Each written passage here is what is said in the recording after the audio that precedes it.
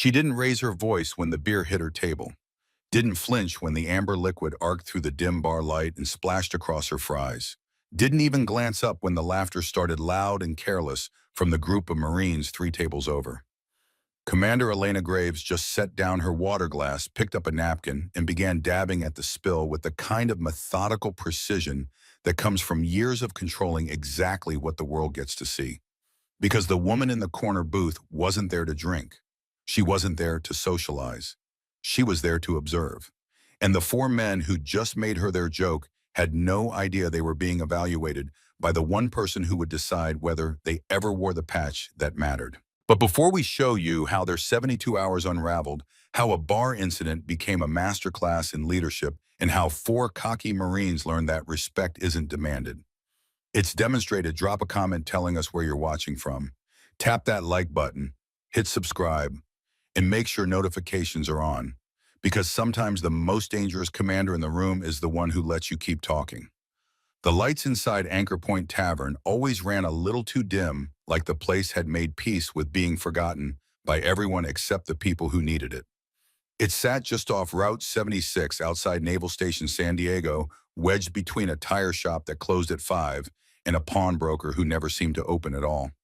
The walls were dark wood, scarred with decades of initials and inside jokes that nobody remembered anymore. The jukebox in the corner had been broken since 2018. The floor had that soft give that comes from years of spilled beer and boot scuff, and the weight of 1,000 conversations that nobody wanted overheard. There was no dress code, no live music, no questions asked, which is why it was always full by 2000 hours. The woman at the corner table didn't look like she belonged, at least not at first glance. Dark gray hoodie, black cargo pants. No patches, no unit pride, no jewelry, no makeup. No alcohol in front of her.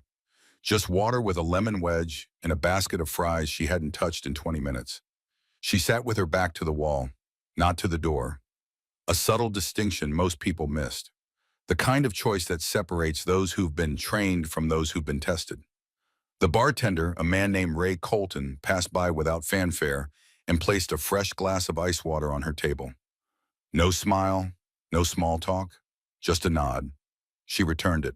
One of those slow, deliberate gestures that said thank you without asking for conversation.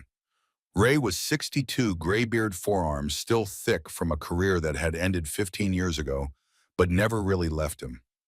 Master Chief retired. Desert Storm. 3 tours. The kind of man who knew how to read a room and when to stay quiet. He'd never asked her name. Didn't need to.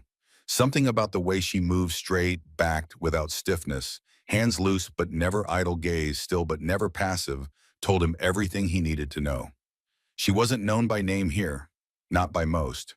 But something about her presence, her posture carried weight enough that Ray never carded her. Enough that the regulars, even the loud ones, gave her space. She hadn't spoken since she walked in. That quiet was about to be broken. The door swung open, hard hinges protesting, and 4 men entered like they owned the oxygen in the room. Tan camouflage uniform sleeves half rolled at the elbows, chest pockets, sagging from too many hours in field rotation. Their boots were dusty, their laughs louder than necessary. Not locals, not regulars, temporary. The kind of men whose assignments gave them just enough time to grow cocky, but not long enough to learn humility. They took the high-top table near the center of the bar. The tallest one, broad-shouldered with a jawline that looked like it had been carved for propaganda posters, waved Ray down with 2 fingers and a smirk. "Rounds for the table," he said. "Top shelf. Let's make it a welcome party." "Welcome to what?" the smaller one asked, leg bouncing with nervous energy. "To the only decent bar within 10 clicks that doesn't play country music," the third one said, dragging his stool back with a scrape that made half the room wince. The fourth had already noticed the woman. 10 o'clock, he muttered. "Solo table. Civilian maybe. Contractor." The tall one shrugged. "Ghost program probably, or someone's ex." A round of laughter. Not mean yet, just lazy, confident, curious in the way young wolves are before they test the pack. They kept their distance for now, but their eyes drifted. They didn't know her name, didn't know her face, but they noticed her silence. And that was enough to make assumptions, enough to think they understood her. The woman didn't shift, didn't react. She lifted her glass, drank slowly, and returned it to the exact center of the coaster. From their table, one of them leaned forward, grinning. She looks like she's memorizing the exits. The tall one chuckled. Maybe she's waiting for backup. They all laughed again, but what they couldn't know, was that the only reason she was still sitting there was because she hadn't made up her mind about them yet. Commander Elena Graves had been in this bar for 40 minutes. 40 minutes of watching the television above the bar cycle through muted news weather radar, slicing across the California coastline in bands of green and yellow. 40 minutes of not touching her fries. 40 minutes of letting her mind run through the files she'd memorized that afternoon. Corporal Garrett Sutherland, 28, Marine Recon, 2 deployments, Iraq and Afghanistan, solid marks in field leadership, marginal marks in team cohesion. Flagged twice for insubordination, both times dismissed after peer testimony. The kind of operator who got results but left friction in his wake. Corporal Deacon Cross, 26, communications specialist, high technical scores, nervous under live fire conditions. Psych eval noted anxiety management issues. Recommended for additional stress inoculation training, but never received it. Private Hollis Tremaine, 25, field medic, competent, quiet, no disciplinary record, no commendations either. The kind of operator who disappeared into the middle of every formation. Lance Corporal Owen Briggs, 30, oldest of the group, former Force Recon downgraded after shoulder injury. Father was career military, Iraq 2003. Psych notes indicated high situational awareness, low tolerance for incompetence. She knew their records. She knew their scores. But she didn't know how they moved when nobody was grading him. Didn't know what they said when they thought command wasn't listening. Didn't know if they had the kind of judgment that couldn't be taught in a schoolhouse. That's why she was here. Off duty, out of uniform, invisible. Admiral James Keller had given her 72 hours to evaluate them for integration into Joint Special Operations Task Force 7. 72 hours to decide if these 4 Marines could function alongside Navy SEALs, Army Special Forces, Air Force, Pararescue, and every other high-speed unit that didn't tolerate weakness or ego or the kind of recklessness that got people killed. 72 hours to make sure she didn't repeat the mistake that still woke her up some nights. Chest-tight breath, shallow vision full of smoke and fire, and the sound of a name she couldn't save. Daniel Rourke, she pushed the thought down. Not here. Not now. By the 3rd round, the volume of the group had doubled. One of them started doing impressions, a bad CO voice barking nonsense orders. Another spun a story about a helicopter insertion gone sideways in the Hindu Kush, clearly embellished pauses timed for maximum effect. But it wasn't the noise that mattered. It was the moment one of them, the tall one, Sutherland, turned from the table to gesture with his beer. He swung wide, trying to punctuate the punchline of a joke nobody outside their circle would understand. His elbow high, his boot catching the side of a loose chair leg behind him. Off balance for just half a second, just long enough for his pint glass to tip. Amber liquid arced clean through the air. It splashed across her table. Half her fries were soaked. The water glass tipped but didn't fall. A line of beer ran across the tabletop, dripping slowly into her lap. For a moment, the bar paused, just enough to clock the moment, just enough to decide whether this was going to be a thing or not. Then came the laughter. Sutherland turned, saw the mess, and held both palms up. "Whoa, my bad. That one's on the chair, not me." The others howled. "Damn thing moved on its own," the one with the nervous legs said. "Maybe it's her fault," another added. "What's she doing sitting that close to a combat zone anyway?" The woman, Elena Graves, commander, United States Navy SEAL Team 11, calmly set her napkin down, picked up her water glass, shifted it back into place, then began dabbing her lap without urgency, without expression, without even glancing in their direction. That rattled them more than it should have. "You all right over there?" Sutherland called out, clearly expecting a glare, a sharp word, maybe a middle finger. "You need a towel, or maybe just a sense of humor."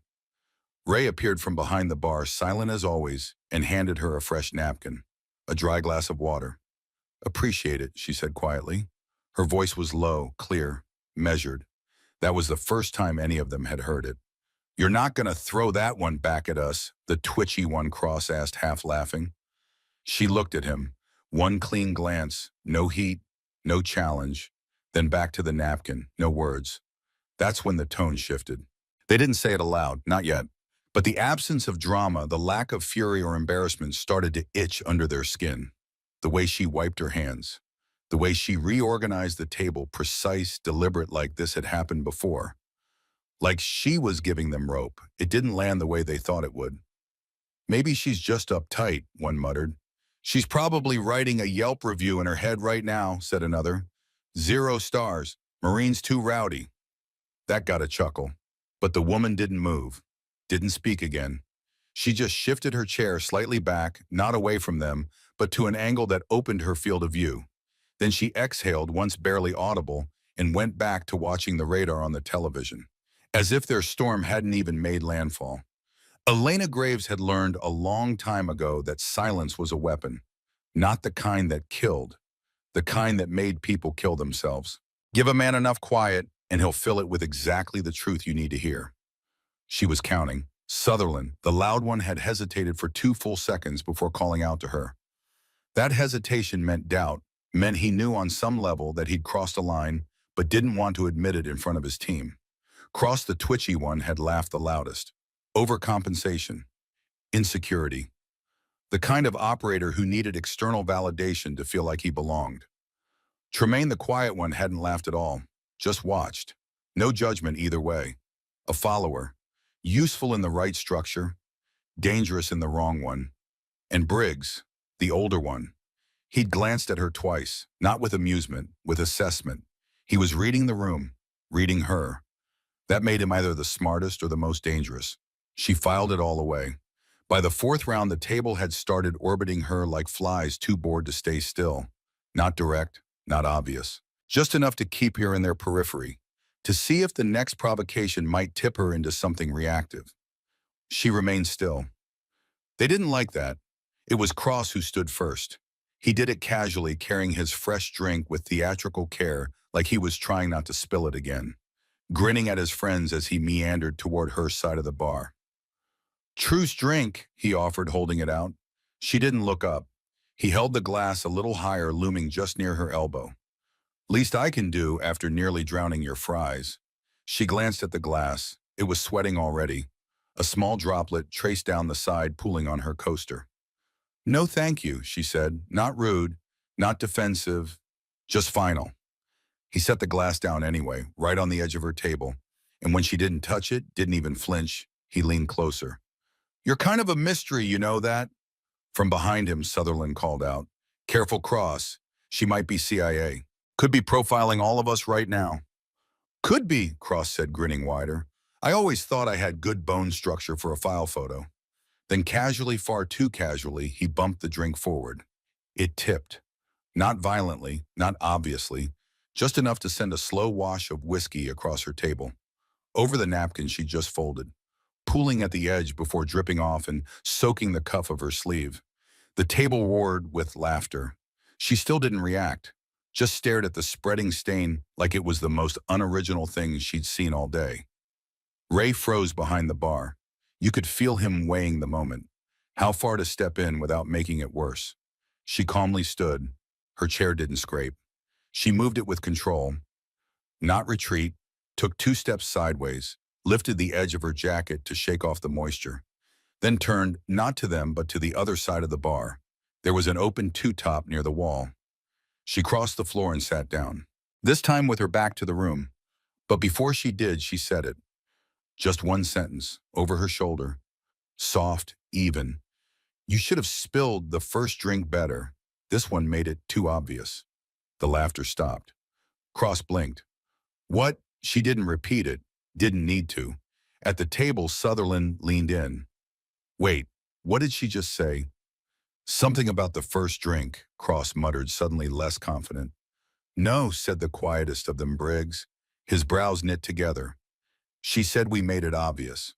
They looked at each other, suddenly unsure if this was still funny, suddenly aware that the woman they'd been mocking hadn't reacted the way anyone ever reacted. Not with anger, not with embarrassment, with assessment. Back at her new table, she lifted the fresh glass of water Ray had already set down for her, took a sip, adjusted the collar of her jacket, and resumed watching the muted television now cycling through highlights from a carrier deck, landing jets catching wire in perfect mechanical rhythm. She didn't look at them again. She didn't have to, because somehow, without touching a thing, without raising her voice, without giving them a single moment of the confrontation they'd been fishing for, she just changed the air in the entire room. The table quieted, not all at once, but in stages, like a joke dragging too long and until it loops back into discomfort. Cross returned to his seat without the same swagger. The others shifted in their chairs, glancing toward the woman's new table with more calculation than curiosity. Sutherland, the tall one, leaned back and crossed his arms, trying to reclaim the vibe. "She's got some ice in her spine," he muttered. "Thinks she's special forces?" The one with the buzz cut snorted. "She's got contractor boots. Bet she teaches classroom stuff. Safety compliance or something." Briggs, the fourth one, hadn't spoken much all night, but now he did. "She never looked at us like we were funny," he said. "Not once," Sutherland shrugged. "So doesn't mean anything. Some people are just wired up tight." "War," Cross said, trying to salvage his confidence. "She's nursing a dishonorable and trying not to get recognized." Briggs didn't laugh this time. He just wiped his hand on a napkin, the whiskey still tacky on his fingers. "She moved tables after 2 spills," he said slowly. "Didn't flinch either time. That's not someone new to this. That's someone avoiding a scene." "She's playing invisible," Sutherland replied. "You see how calm she was. That's not power. That's someone who doesn't want attention." Briggs looked at him. "Or someone who's done this dance before and knows exactly when to step out of the spotlight." Sutherland scoffed. "Look, if she was anyone important, someone in this place would have saluted by now. Or she'd be with a detail. Or at least not drinking water like a high school teacher." But even as he said it, something in his voice wavered, because none of them could shake the feeling that they'd just been weighed, measured, and cataloged by someone who hadn't needed to say a word to do it. Elena Graves sat at her new table and let the silence do the work. She'd learned this technique years ago during her second year at btch from a man who was sitting at the far end of the bar right now, nursing a beer and pretending not to watch. Master Chief Bill Hargrove, 67 years old, retired. Desert Storm veteran, the man who'd pushed her through pool comp on her third failed attempt. The man who'd told her in that gravel voice of his that leadership wasn't about being the loudest in the room. It was about being the last one standing when the loud ones burned out. He'd been her instructor, her mentor. And the reason she was sitting here tonight, letting 4 Marines hang themselves with their own rope, she didn't look at him, didn't need to. She knew he was watching, knew he'd seen the whole thing, knew he'd already made his assessment and was waiting to see if hers matched. Back near the wall, she watched the television. A night landing, wheels hitting deck, arresting wire catching. The kind of precision that looked easy, but required thousands of hours of training, failure recalibration, and trust. She thought about Rourke, about Kandahar, about the moment she tried to speak up and been told to stand down, about the sound of the explosion and the way the silence afterward had been so complete it felt like the world had ended. She thought about the 4 men behind her laughing too loud, drinking too much, making the kind of mistakes that seemed harmless until they weren't. And she thought about the next 72 hours, whether they'd survive it, whether she'd let them. The woman stood 15 minutes later, didn't rush, just folded a napkin, dropped a few bills under her glass, and tugged the sleeve of her jacket once to straighten the cuff. The TV now cycled through grainy footage of a guided missile destroyer cutting through dark water bow lights, glowing like distant stars. She moved toward the exit, not out of fear, not retreat, just done. As she passed the table, none of them spoke, not at first. She walked between Sutherland and Cross without glancing in either direction. Calm, even, unhurried. Then Sutherland turned in his seat, voice lower now, leaning toward her just enough that only their table would hear. "Careful walking alone, sweetheart. You might bump into someone a little less patient." She stopped, not dramatically, just mid-step. Her head turned, no expression, no stare down, just enough to acknowledge the words. Then calmly she looked at him and said, "Funny thing about predators, Corporal. They're the easiest ones to track." A pause, then she turned and left. The door swung shut behind her with a soft click. For 3 full seconds, nobody moved. Cross let out a slow breath. That was specific. Tremaine shifted. She knew his rank. Sutherland tried to laugh, but it didn't land. His face had gone pale. How did she? None of them noticed the man at the end of the bar. Older, salt and pepper beard. Sleeves rolled up over faded tattoos, the kind you only got in certain units during certain decades. Master Chief Bill Hargrove had been watching the whole thing from behind his half-empty beer. He didn't smile, didn't speak. He just reached for his phone, opened his contacts, and started typing. Then he stood, dropped cash on the bar, and walked over to their table. "You boys just made a mistake," he said. Sutherland looked up, irritation flashing. "Who the hell are you, Pops?" Hargrove didn't blink. "Someone who knows exactly who that woman is. And you'll find out at 0630 tomorrow." He turned and walked out. The door clicked, shut again. For a long moment, the four of them just sat there. Cross finally broke the silence. What the hell was that supposed to mean? Briggs, the quiet one, the one who'd been watching it all night, spoke for the first time in 20 minutes. His voice was low, certain. "I think we just fucked up." Outside in the parking lot, Elena Graves stood beside her truck, the night air cool against her skin. She reached into her jacket pocket and pulled out a small digital recorder. Clicked it off. 43 minutes of audio. Every word, every laugh, every moment of disrespect, escalation, and poor judgment. She opened the voice memo app on her phone and began logging her assessment. Corporal Garrett Sutherland, impulsive, seeks dominance through volume, needs to prove authority in every interaction. Potential for leadership if ego can be managed. Recommend isolation training and direct accountability measures. She paused, replayed the moment he'd called her sweetheart. Flagged for dismissive language toward unknown contacts, indicative of broader respect issues. Next, Corporal Deacon Cross, insecure, escalates to prove worth to peers, follows Sutherland's lead without independent judgment, anxiety markers visible under mild social pressure, recommends stress inoculation and decision-making autonomy exercises. She clicked forward. Private Hollis Tremaine, follower, no independent action observed, laughed when others laughed, stopped when others stopped, neutral presence, requires structure and clear chain of command, potentially reliable if properly led. And finally, Lance Corporal Owen Briggs, only member of group to exhibit situational awareness. Did not participate in second spill, observed rather than escalated. Father Force Recon Iraq 2003. Background suggests trained perception. Recommend further evaluation, high potential. She saved the file, encrypted it, sent it to her personal server.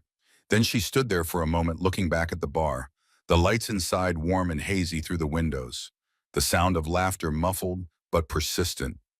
She thought about walking back inside, about showing them her ID, about watching their faces drain of color when they realized exactly who they just disrespected. But that wasn't the play.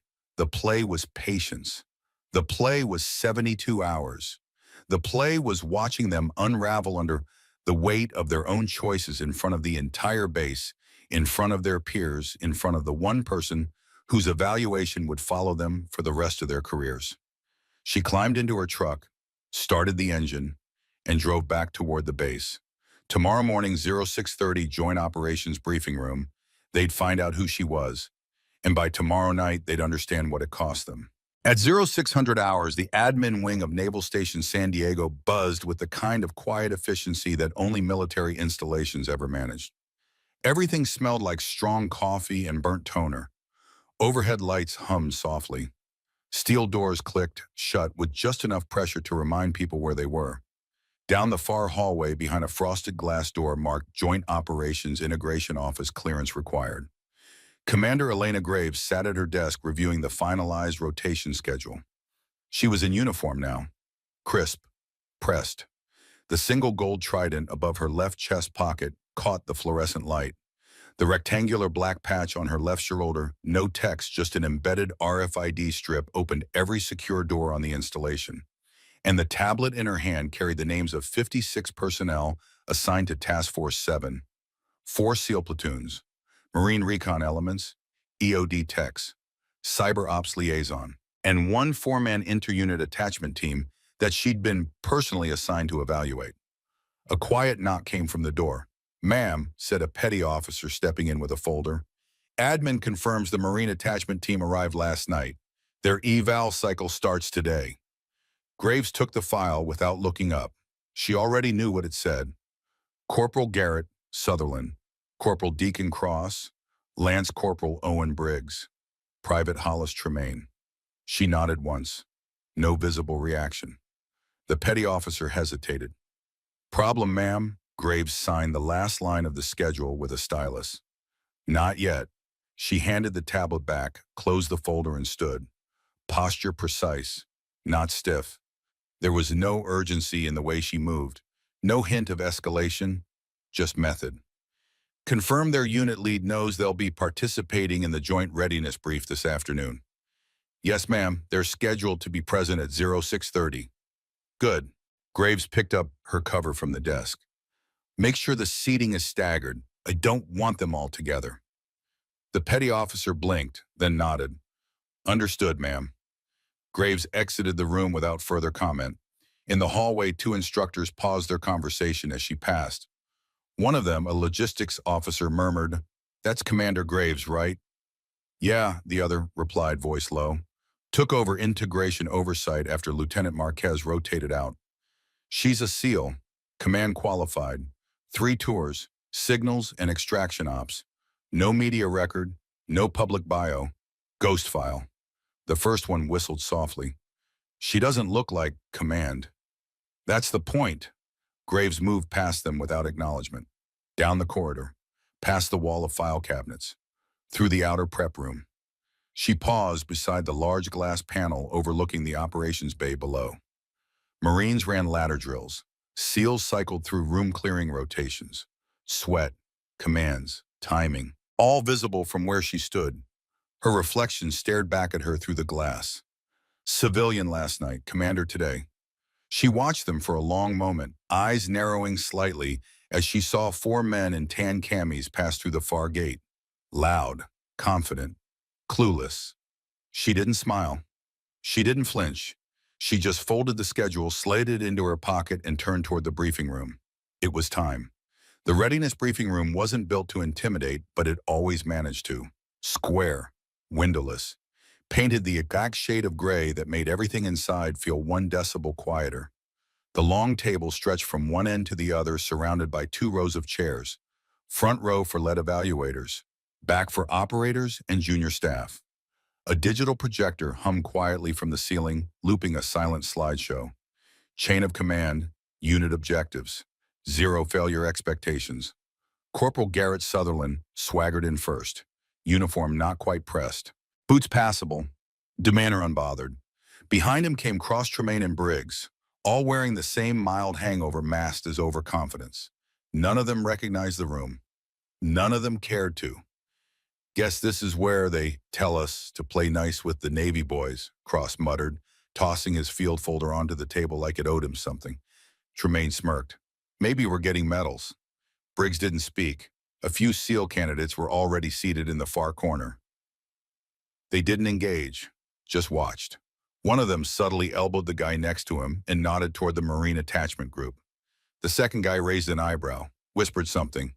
They both smirked. But the shift came when the side door opened. No fanfare, no announcement, just boots on linoleum. Lieutenant Commander Elena Graves walked in, full uniform, trident gleaming like it had never been touched by dirt, command patch visible on her left shoulder, shoulders relaxed, eyes already scanning the room as if she'd been standing in it before they ever arrived. She didn't speak. She didn't need to. Sutherland froze mid-comment. His eyes flicked to her face, and something behind his grin started to decay. Cross blinked once, then again. His legs stopped bouncing. Tremaine whispered, "No way." Briggs leaned forward slowly as if by leaning he could undo last night. Graves walked to the center of the room and set a single folder on the table. Her hands moved without flourish. She stood behind the chair at the head of the table but didn't sit. "Good morning," she said. One sentence and the room stilled. Today's session is a joint operational integrity evaluation. Cross-unit behavior and cohesion are under direct review for upcoming task force assignments.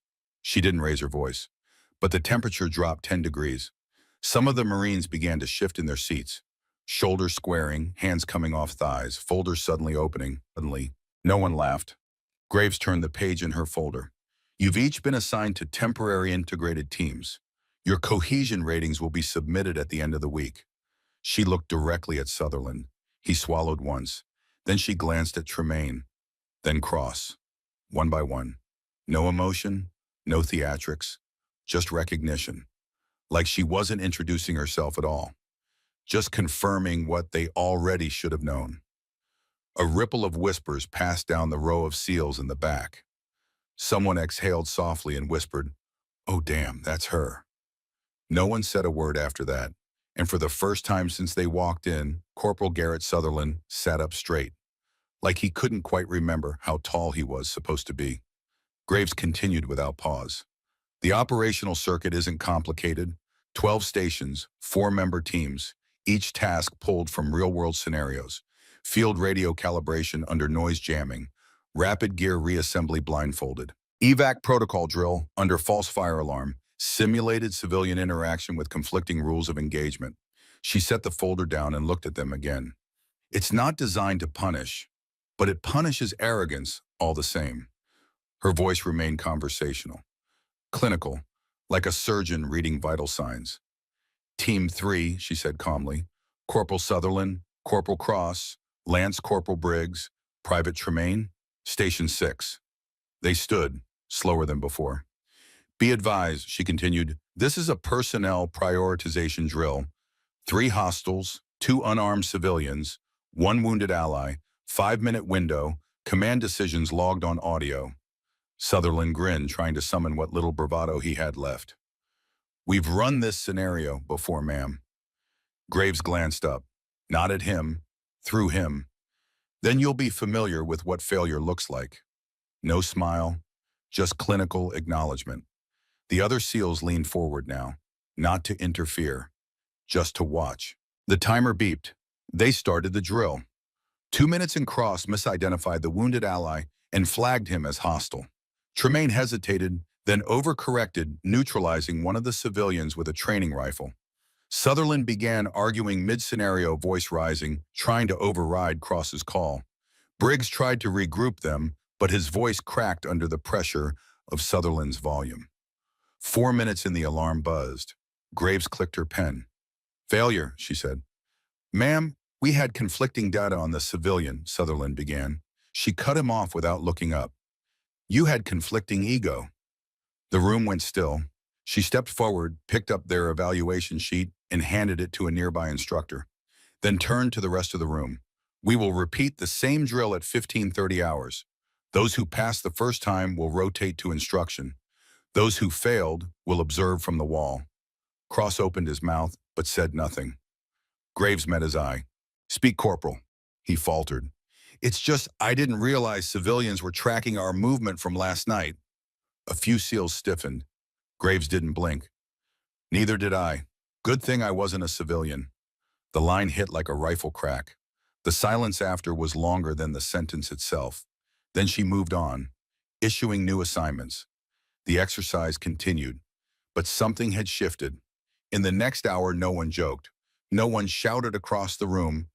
Everyone's posture recalibrated. At the far end of the row, a young tech operator leaned toward his team lead and whispered, "She really let them hang themselves." The team lead just nodded. That's command, quiet correction. Back at the original table, Sutherland rubbed the back of his neck, suddenly hyper-aware of the clipboard in Graves's hand. Tremaine muttered, "She's not going to forget, is she?" Briggs exhaled. "She doesn't need to remember. She already documented it." And Cross, who had spent most of the morning trying to shrink into his uniform, just sat there. Still, like someone finally realizing how far their voice echoes when the room isn't laughing with them anymore. At 0500 the next morning, the Pacific Ocean was black and cold and unforgiving. The kind of cold that didn't care about rank or reputation or how confident you'd been 24 hours ago. Commander Graves stood on the beach in full wetsuit arms, crossed watching four Marines wade into the surf with the kind of reluctance that told her everything she needed to know about how their night had gone. Full gear, she'd said at the brief. 2 hours, cold water conditioning. If you fall behind, the ocean doesn't wait. Sutherland had tried to make eye contact with his team, tried to rally them with some platitude about toughing it out, but his voice had been hollow. The weight of yesterday's failure still hung on him like wet canvas. Now they were in it. Were in, chest deep, waves rolling over their heads every 20 seconds. Graves walked the shoreline calm, dry watching. She didn't yell encouragement, didn't bark orders, just observed. Sutherland struggled. Pride wouldn't let him quit, but his breath came ragged. Cross vomited twice seawater, and bile kept going anyway. Tremaine went hypothermic at the 90-minute mark, lips blue, hands shaking. Briggs stayed close to him, helping him stay upright. That's when Graves's radio crackled. "Commander Graves, this is Station Ops. We have an emergency beacon. Fishing vessel taking water 2 miles offshore. 3 crew, Coast Guard ETA 20 minutes. Vessel has 10. Graves didn't hesitate. She keyed the radio. "Acknowledged. Closest assets." "You are, ma'am." She looked at the 4 men in the water, exhausted, cold, barely functional. Then she made the call. "Sutherland," she shouted over the surf, "get your team to shore, now." They staggered out, confused, shivering. She met them at the waterline. Fishing vessel sinking 2 miles out. 3 crew. Coast Guard is 20 minutes away. The boat has 10. We're the closest asset. Sutherland blinked, water streaming down his face. "Ma'am, we're not qualified." "You're qualified if I say you are." Graves cut him off. "This is your evaluation. Real world, real stakes, go or fail. Your call." For 3 seconds, Sutherland didn't move, didn't breathe. Then he looked at his team, at Cross still pale from vomiting, at Tremaine hypothermic and shaking, at Briggs the only one still standing straight. "We go," Sutherland said. Graves nodded once. "Then listen to every word I say and execute exactly as ordered." "Understood." "Yes, ma'am." They swam.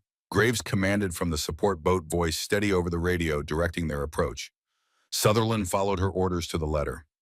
No improvisation, no cowboy moves, just execution. Cross handled comms under pressure, relaying coordinates to Coast Guard, with hands so cold he could barely key the mic. Briggs applied first aid to an injured crew member, hypothermia be damned, fingers working through the shakes. Tremaine overcame his fear, dove twice for a trapped crew member wedged in the cabin as the boat listed 30 degrees. All 3 crew recovered. The vessel sank as they cleared the hull. Coast Guard arrived 4 minutes later to find them floating in a raft, exhausted, bloody, victorious. "Good work," the Coast Guard petty officer called over. "Who led this?" Graves, pulling herself into the support boat, looked at the 4 Marines. "They did," she said. "I observed." 2 hours later in the medical bay, wrapped in thermal blankets, they sat in silence.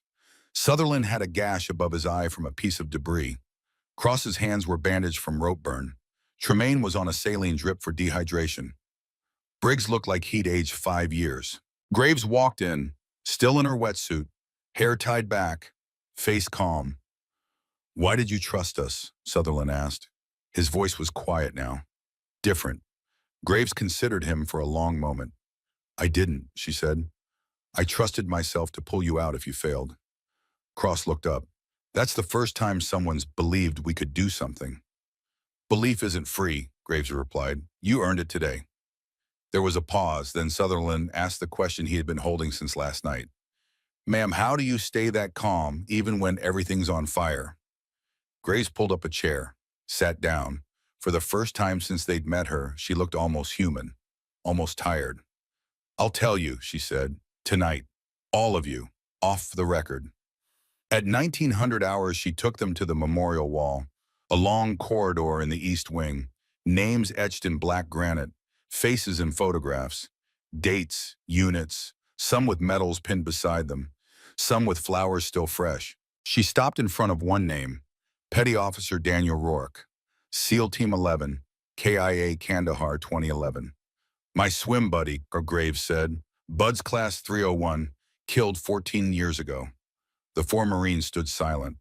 "I was a junior officer," she continued. We were tasked with breaching a compound. High-value target.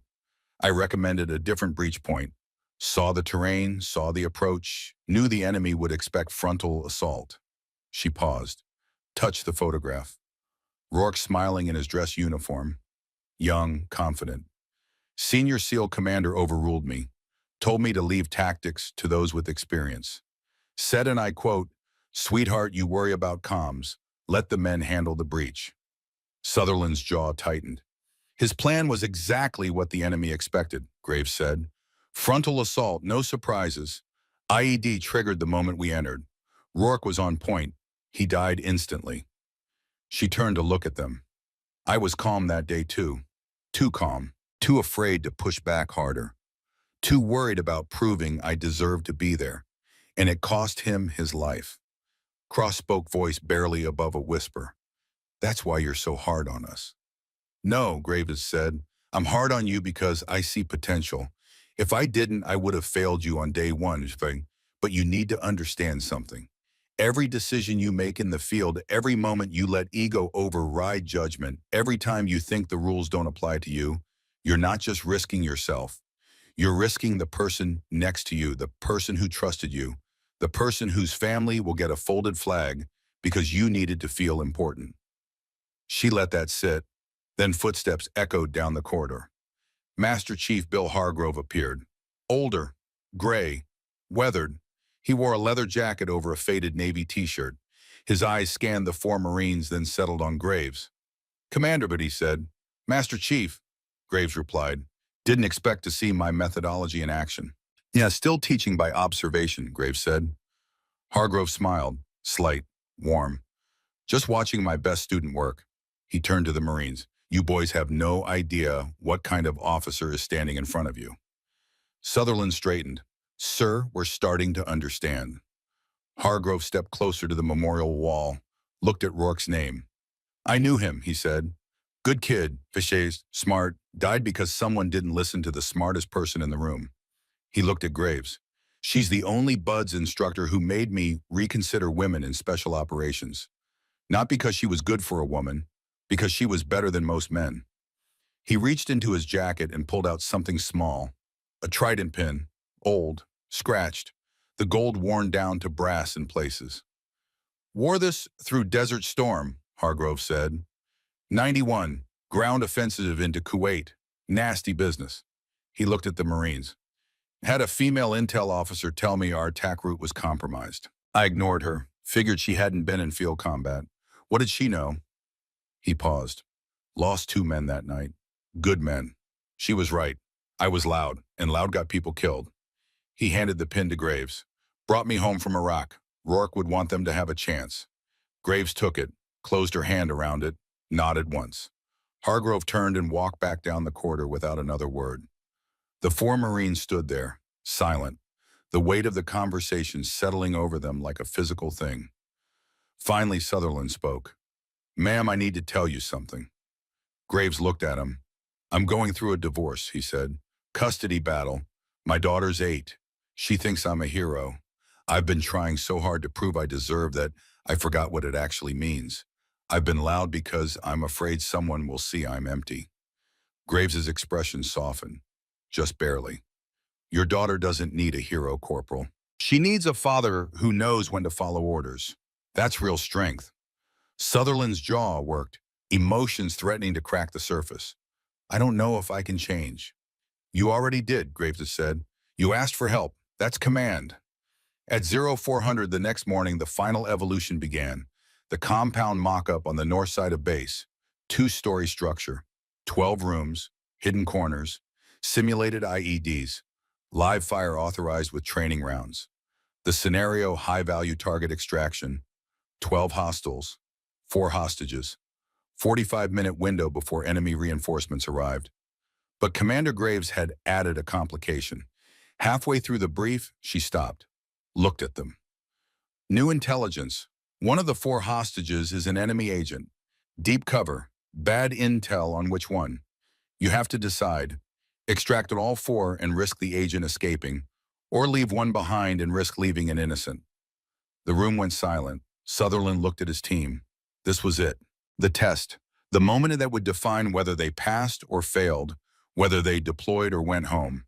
30 seconds to decision point, Graves said. Clock starts now. Sutherland closed his eyes, breathed. When he opened them, he wasn't the same man who'd walked into Anchor Point 3 nights ago. We extract 3, he said. Detain the 4th separately. Briggs, you analyze micro-expressions during initial contact. Cross, you monitor comms intercept for any phone signals. Tremaine, you're on medical for confirmed hostages. I'll lead breach and provide cover. Graves didn't smile, but something in her eyes shifted. Execute, she said. They moved like a different team. Sutherland breached methodically, communicated constantly, listened to his team's input, and adjusted in real time. Briggs identified the agent through subtle behavioral cues, stress patterns that didn't match the situation. Cross confirmed it through a phone ping. They extracted 3 hostages safely and detained the 4th without incident. 42 minutes, 3 minutes to spare. When they emerged from the compound covered in dust and sweat, and the kind of exhaustion that only comes from perfect execution, Graves was waiting. You passed, she said, all 4 of you. Sutherland stared at her. Even me. Especially you. You learned the hardest lesson. Leadership is knowing when you don't know. She turned to walk away, then paused. Official clearance for joint operations. Approved. Report to admin for assignment processing. Cross let out a breath he'd been holding for 3 days. Tremaine actually smiled. Briggs nodded once, respect in his eyes. But before they could celebrate, the door to the operations building opened. Admiral James Keller stepped out.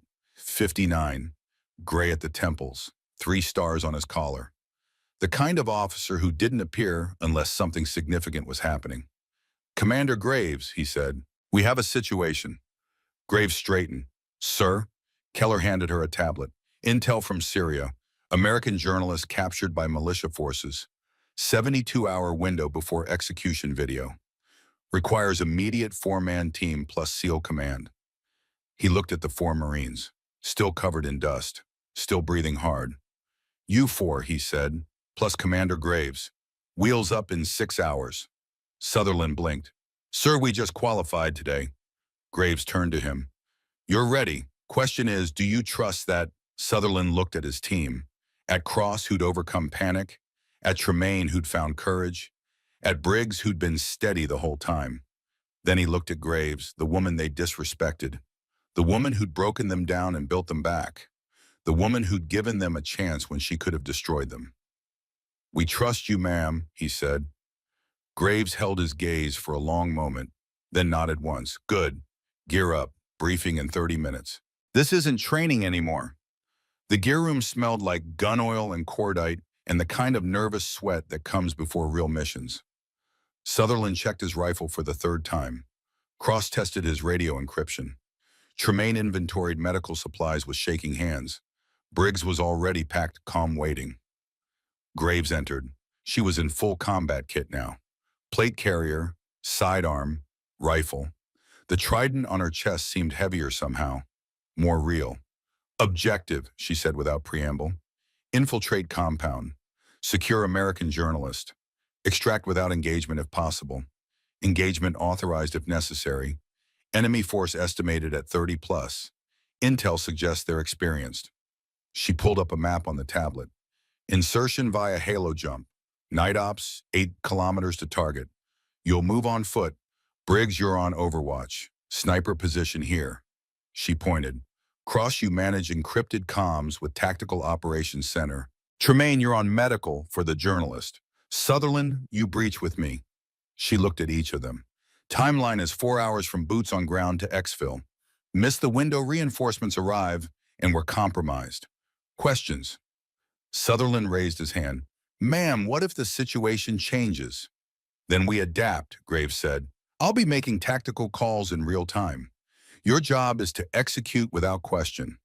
Trust the training, trust each other, trust that I will bring you home. She paused. Let that sink in. 72 hours ago, you didn't know me. Tonight, your life depends on me, and mine depends on you. That's what a team is. Master Chief Hargrove appeared in the doorway. He didn't say anything, just looked at Graves. A long look. the kind that carried years of history and respect and the weight of men who'd seen war and survived. Then he nodded once. She returned it, and that was all the blessing they needed. At 2200 hours, they walked across the tarmac toward the C-130. The night air was cool, the plane's engines already spinning turbines winding up to pitch. 5 figures in full kit, moving with purpose. Inside the cargo bay was loud and cold. They strapped in, checked gear one last time. Nobody spoke. There was nothing left to say. Graves sat across from them. She pulled out Hargrove's old trident pin, the one from Desert Storm. Looked at it for a moment, then tucked it into her chest pocket. Sutherland watched her. "Ma'am, can I ask you something?" She looked up. "Why did you give us a chance after what we did?" Graves was quiet for a long moment. The engines roared louder. The plane began to taxi. "Because someone gave me one," she said finally, "and because the best leaders aren't the ones who never fail. They're the ones who fail, learn, and make sure no one else has to fail the same way." The plane lifted off. Below them, San Diego disappeared into a grid of lights. Ahead, darkness and distance, and a mission that would test everything they'd learned in 72 hours. Graves closed her eyes, not to sleep, to prepare. And across from her, 4 Marines who'd been strangers 3 days ago, who'd laughed at her in a bar, who'd learned the hardest way what respect actually meant, sat ready to follow her into whatever came next. Because now they understood. Command wasn't loud. It was the quiet certainty that when everything went wrong, someone would be calm enough to make it right. The C-130 rattled through the night sky at 28,000 feet, the cargo bay filled with the steady drone of engines and the metallic smell of hydraulic fluid and sweat. The jump light glowed red above the ramp door. 5 minutes to drop zone. Commander Elena Graves ran through the checklist one more time in her head. Halo insertion, high altitude, low opening. Oxygen mass until 15,000 feet. Altimeter check. Formation discipline. 8 kilometers to target compound once they hit ground. 4 hours to extraction. She looked across the bay at the 4 Marines. Sutherland, checking his rifle again, methodical now, instead of nervous. Cross with eyes closed, breathing exercises, controlling the anxiety she'd seen in him 3 days ago. Tremaine reviewing medical protocols on a laminated card. Briggs motionless already in mission headspace. The loadmaster gave the 2-minute warning. They stood, checked each other's gear, oxygen masks secured, altimeters synced, weapons tied down. Graves moved down the line, checking each connection point, each buckle, each seal. Not because she didn't trust them, because this was what leaders did.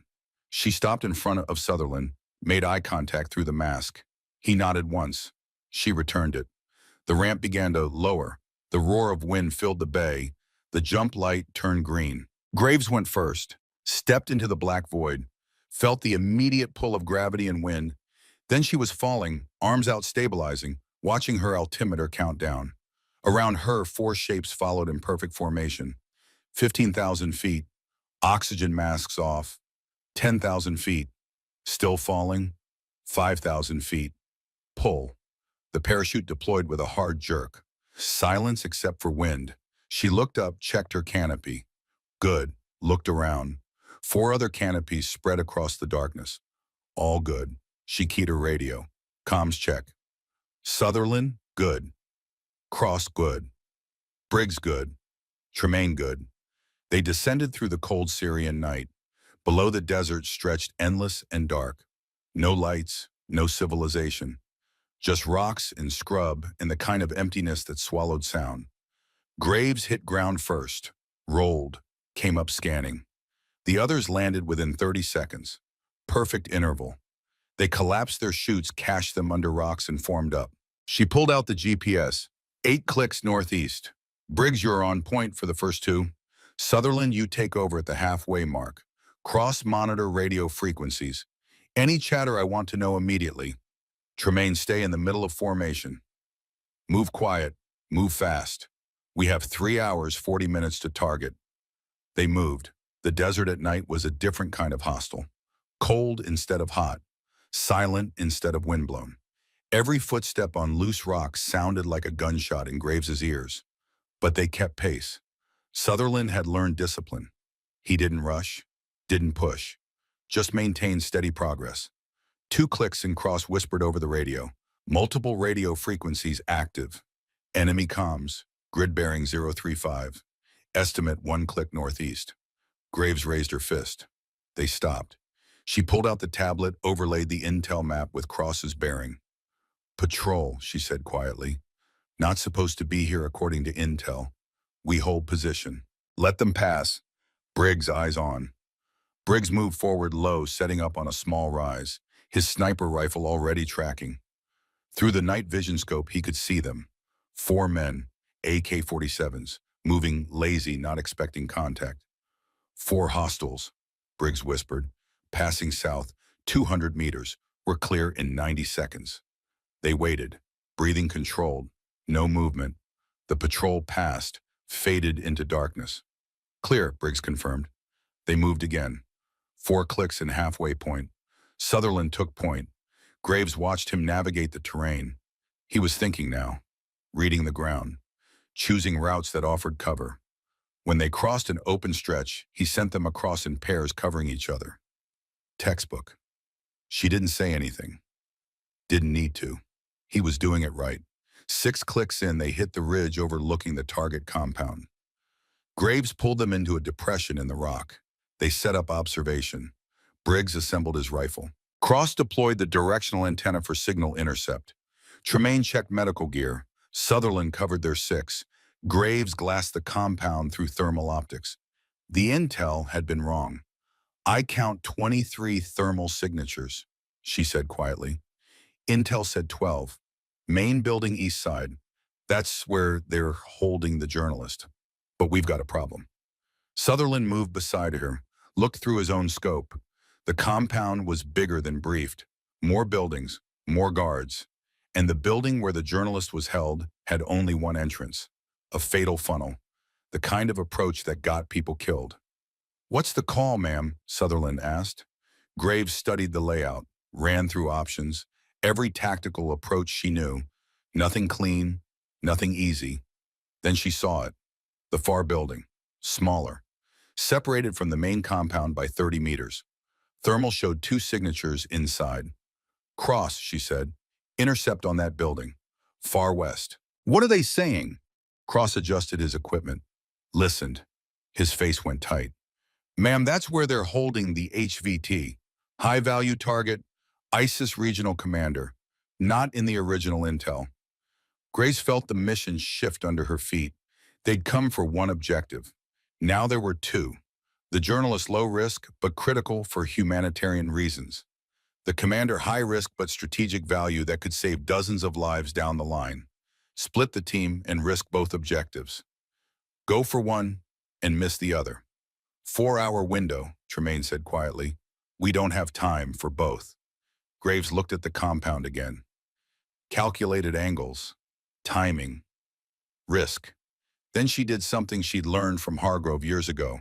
She asked, Sutherland, if this was your call, what would you do? Sutherland blinked, looked at her, then at the compound.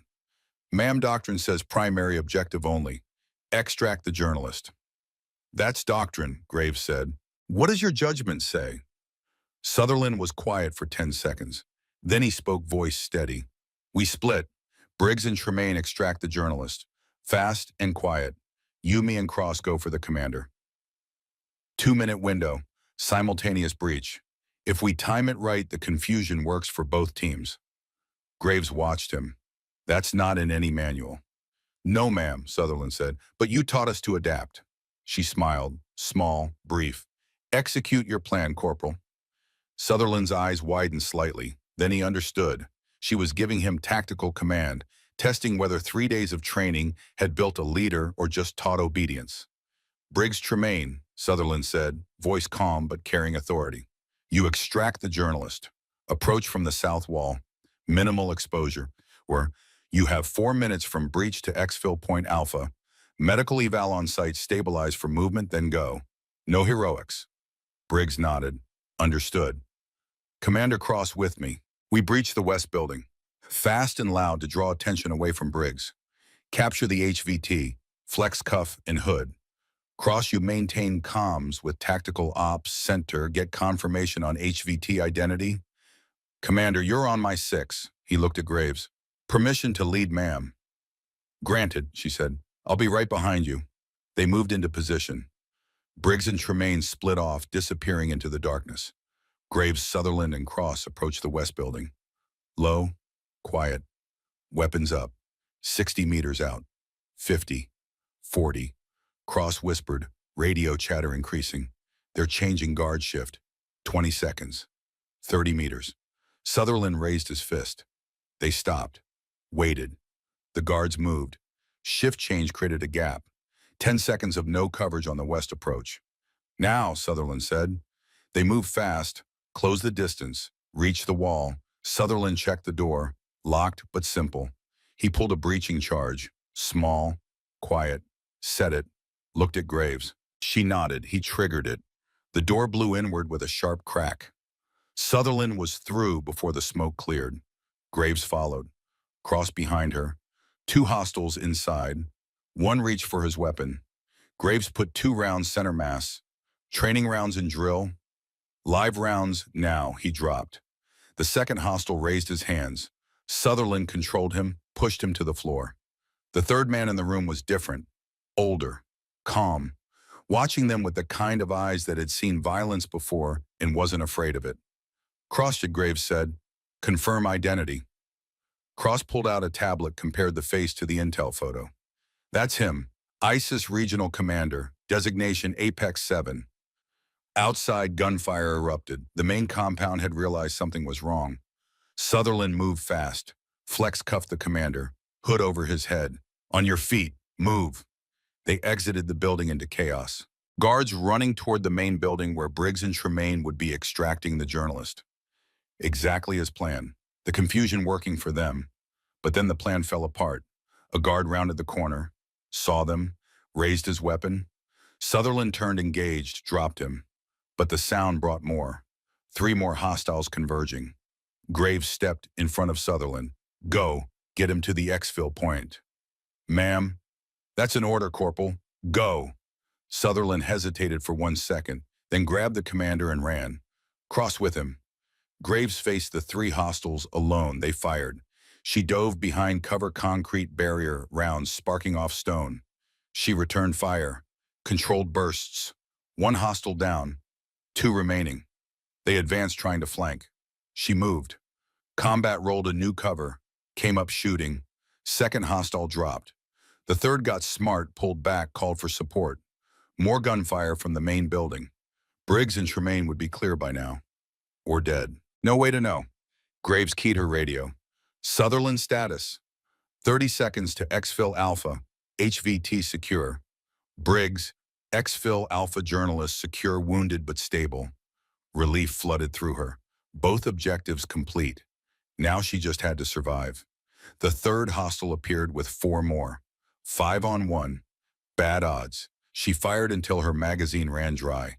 Dropped it. Reached for another. That's when the round hit. Not center mass. The plate caught most of it. But the impact knocked her back, drove the air from her lungs. She went down hard. Vision swimming, ears ringing. The hostiles advanced. Then gunfire from a different angle. Precise. Controlled. 3 rounds. 3 hostiles dropped. Sutherland appeared, rifle up, firing.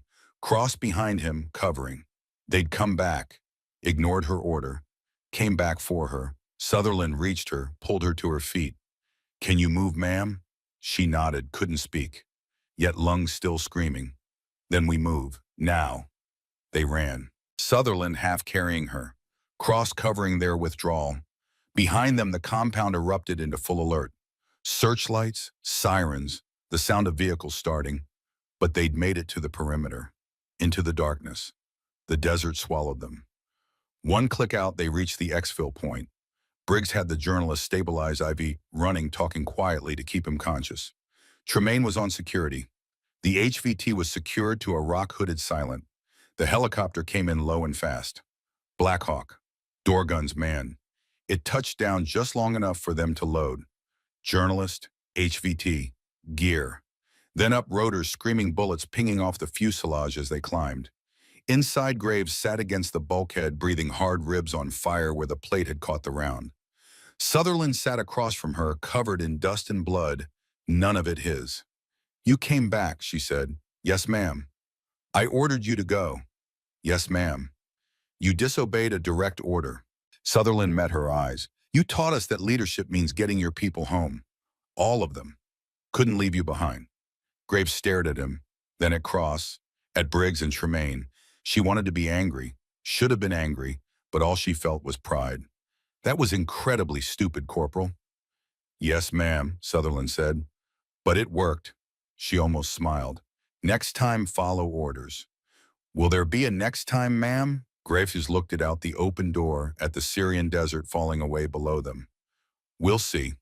48 hours later, Naval Station San Diego was bright and loud and felt like a different planet. The medical bay was quiet, though. Clean, safe.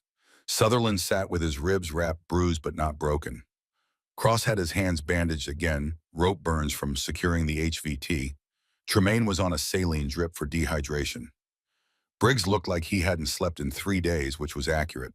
Graves walked in, out of uniform, civilian clothes. She looked almost normal except for the way she moved, careful, protecting her ribs. "Commander," Sutherland said, starting to stand. "Stay seated," she said. "This is off the record." She pulled up a chair, sat with them. "The journalist is stateside. Full recovery expected. He's talking to media. The HVT is in custody. Intel estimates his capture will prevent at least 3 planned attacks. Higher command is pleased." She paused. "You should know that Admiral Keller has authorized permanent assignment for all 4 of you to Task Force 7, effective immediately." They didn't react at first. Then the weight of it hit. "Ma'am," Cross said quietly, "after how we treated you." Graves looked at him. "You treated a stranger badly. Then you grew. That's what matters. The military doesn't need people who never fail. It needs people who fail, learn, and become better." Tremaine spoke for the first time. "We could have gotten you killed. But you didn't. You came back. You executed under impossible circumstances. You made tactical decisions that saved lives. That's what I evaluate. Not who you were, who you became." Sutherland leaned forward, wincing at his ribs. "Ma'am, I have to know. That first night, at the bar, did you know Cross was going to spill that second drink?" Graves was quiet for a moment. "I knew when he approached. Body language, trajectory, intent. The question wasn't whether he would, it was how you'd all react after. You were testing us the whole time." "I was assessing you. Testing implies pass or fail. Assessment is watching what people do when they think nobody's judging, then deciding if they can be trained. You could. So I did." Briggs spoke, his voice carrying weight. "My father always said the best officers were the ones who saw potential in people others gave up on." "Your father was Force Recon," Graves said. "Iraq 2003. He knew what he was talking about." She stood. "You have 72 hours liberty. Then you report for integration training.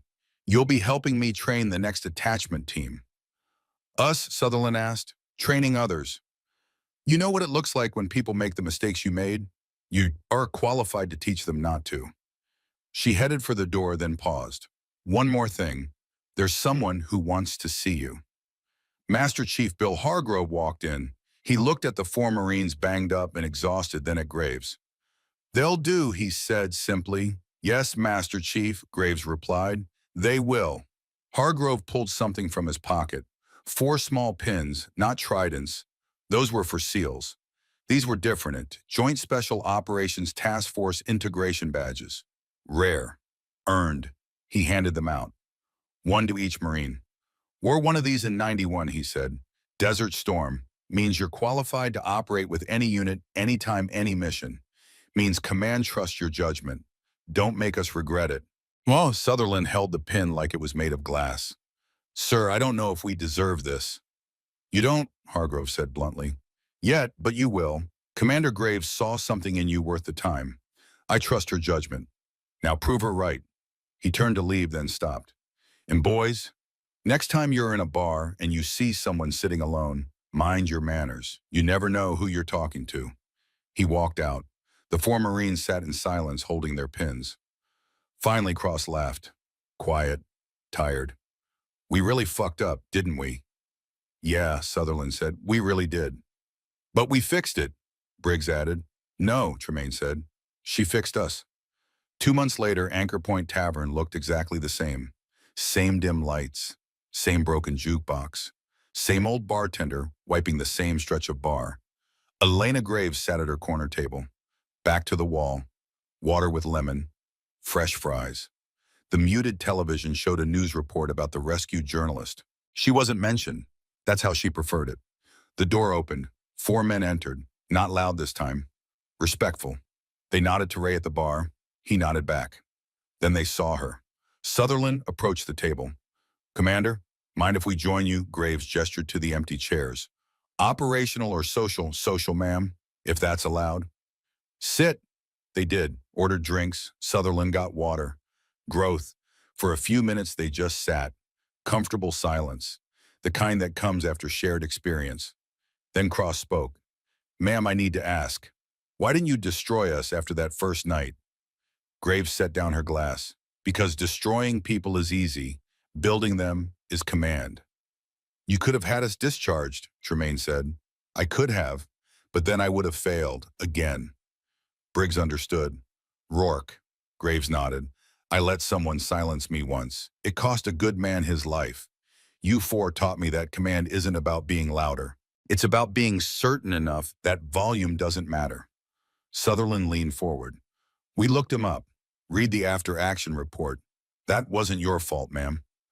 I let myself be dismissed because I was afraid of being wrong. That was my fault. Leadership isn't about never being afraid. It's about speaking up anyway. You learn that or you don't. I learned it too late for Rourke, but maybe just in time for you. At the bar, Master Chief Hargrove sat down on his usual stool. Ray poured him a beer without asking. She's doing good, Bill, Ray said quietly. Hargrove looked at the table where 5 people sat together, laughing quietly, trading stories, the easy camaraderie of people who'd been through fire.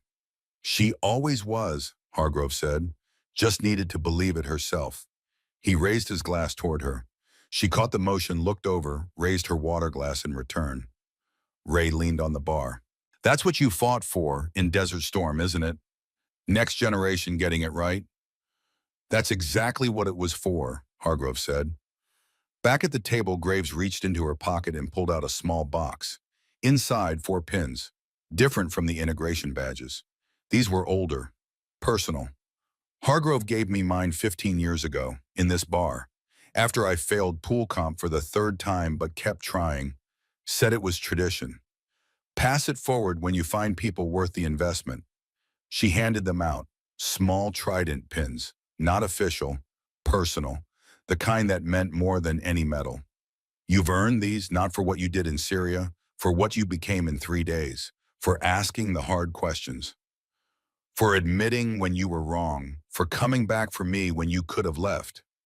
Sutherland held his looked at it, then at her. Ma'am, we can never repay this. You don't repay it, Graves said. You pass it on. Lead the next ones the way I led you. Make them better than you were. That's the tradition. They sat for another hour, trading stories. Graves told them about her first failed training evolution. Sutherland admitted he'd been terrified the whole mission. Cross said he still had nightmares about that first spilled drink. Briggs stayed quiet mostly, but smiled more than he had in years. Eventually they left together, walked out to the parking lot under clear California sky. Cool night air, sound of the highway distant. Sutherland stopped before getting in his truck. Commander, one last question. That second drink, did you know it was deliberate? Graves looked at him. I knew when Cross approached. Body language, trajectory, intent. The glass was already tipping before he bumped it. Cross winced. Then why didn't you stop me? Because I was evaluating you. Sometimes the best test is watching what people do when they think no one's judging. You showed me who you were. Then you showed me you could change. That's all that mattered. She walked to her truck, started the engine, then rolled down the window. Tomorrow 0630, training the next integration class. Don't be late. Yes, ma'am, they said in unison. She drove off. They stood in the parking lot, four Marines who'd been strangers a few months ago, who'd made every mistake possible, who'd learned the hardest lessons from the quietest teacher. Should we tell the next class? Cross asked. Warn them. Nah, Sutherland said. Let them learn the hard way. That's the only way that sticks. They dispersed to their vehicles. The parking lot emptied. Inside the bar, Hargrove finished his beer. Ray was closing up, wiping tables, turning off lights. Think she'll keep doing this? Ray asked. The off-duty evaluations.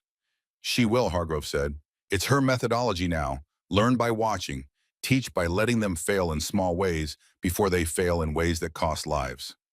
That's a lonely way to lead. That's the only way to lead. Hargrove stood left cash on the bar and walked out into the night. 6 months later, new Marines entered Anchor Point. Young, loud, cocky.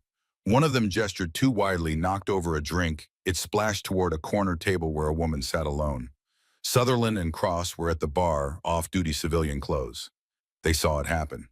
Should we tell them? Sutherland asked quietly. Cross watched the woman calmly dab at the spill. Reorganize her table. She wore a gray hoodie, no patches, no unit pride, just water and fries. She was new, not Graves, different evaluator, same methodology. No, Cross said. Let them learn. The woman stood, moved to a different table, and as she passed the Marines, she said something, too quiet for Sutherland and Cross to hear. But they saw the Marines' faces change, saw the moment they realized they'd made a mistake. Cross smiled. The cycle continues. Yeah, Sutherland said. It does. And they finished their drinks and left. Outside, the base lights glowed in the distance. Somewhere out there, Commander Graves was preparing the next mission, training the next team, passing forward the lessons learned from a bar incident that had changed everything.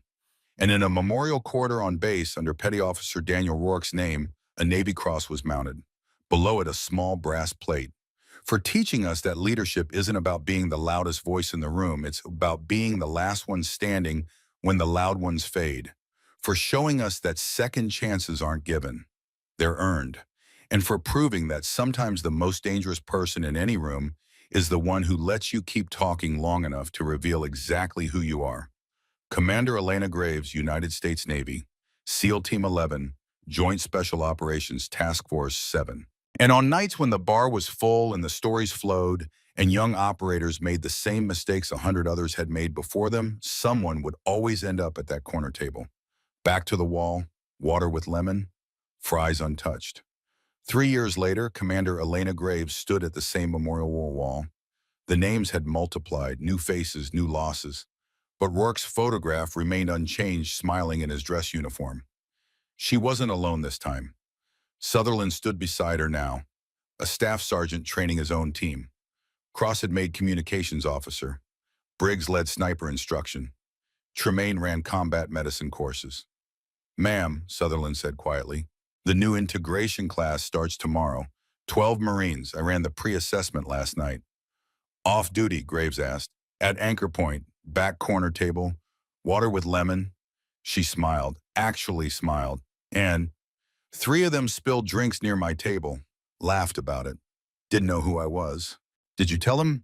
No, ma'am. I let them talk, listened, assessed, just like you taught me. Graves looked at Rourke's photo one more time, touched the frame gently. I got it right this time, Daniel, she whispered. Took me 14 years, but I got it right. She turned to Sutherland.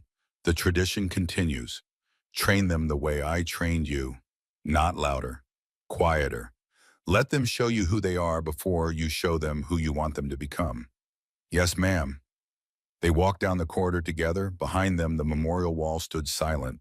Names in granite, faces frozen in time. Reminders that leadership wasn't about perfection. It was about learning from failure, about giving second chances, about understanding that the quietest voice in the room was often the one worth listening to most. And somewhere in San Diego, at a dimly lit bar called Anchor Point, a new group of Marines was making their first mistakes, not knowing that someone was watching, not knowing that someone was giving them the chance to become something better. One spilled drink at a time,